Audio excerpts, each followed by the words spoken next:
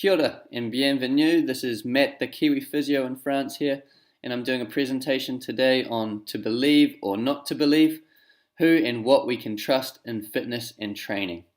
I'll be talking about, as health professionals, that we have the trust of the people that we're treating and guiding and leading in fitness and training. Also about the biases and fallacies we have as practitioners, and also some of the biases and fallacies that are commonplace today and what we are communicating about them.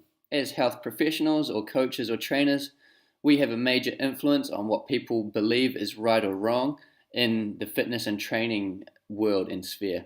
And so we're trusted to know what is and isn't the truth. And with these expectations comes a reproducibility. So the people that take on this information, they will reproduce it and share it with other people as well. And it'll become a part of their thinking and their thought patterns on a daily basis and how to treat themselves.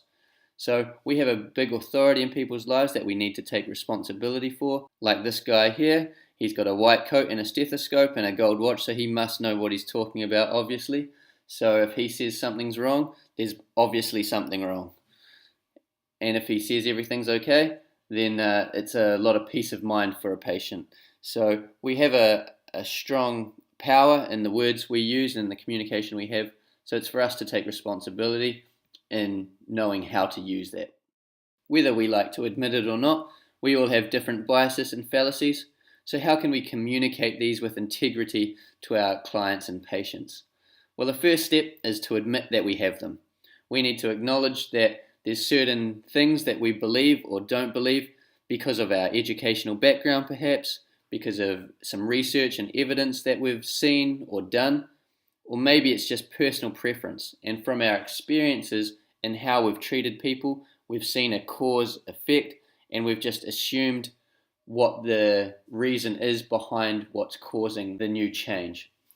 Sometimes we can have patients or clients come to us with a preconceived idea of what their problem is or what's right and wrong from them because of another health professional or another coach or trainer.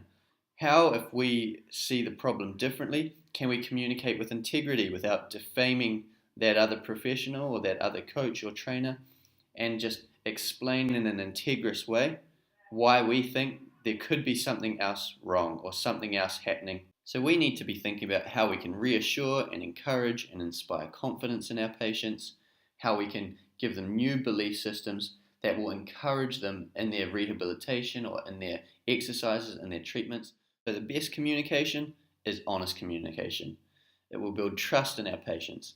We don't necessarily need to be all-knowing and be able to explain every little thing that's going on, but explaining in as many different ways as possible what we think the effects of a treatment are or a training method are for the best outcome for the patient. Some of the most prevalent terms and phrases in sport and fitness these days: no pain, no gain, functional training, and sport specialization training.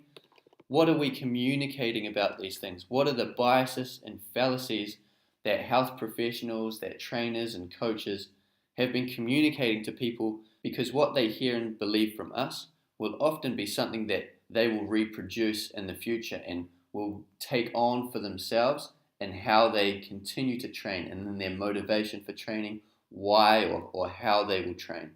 So it's very important for us to communicate that we do have personal preferences or biases for different methods or for different exercises, and not just communicating that there's absolute right or wrong in one method for one particular person, but really communicate and discuss with your patient or your client the reasons or the understanding about different training methods, different phrases, different terminology in sport and fitness. Home message today: we all have, as health practitioners or coaches or trainers, different biases and fallacies. So it's really up to us to acknowledge what they are. We all have the trust of their patients and clients, so what we say will be believed by them and it will be repeated by them. So what are we telling them? What are we communicating? How can we change these biases or fallacies? We really need to challenge ourselves and our own beliefs and really look at why we're believing some of these things and protecting ourselves against having new biases and new fallacies in our understandings. So I hope that was helpful to you. I hope you enjoyed it, and thanks for listening.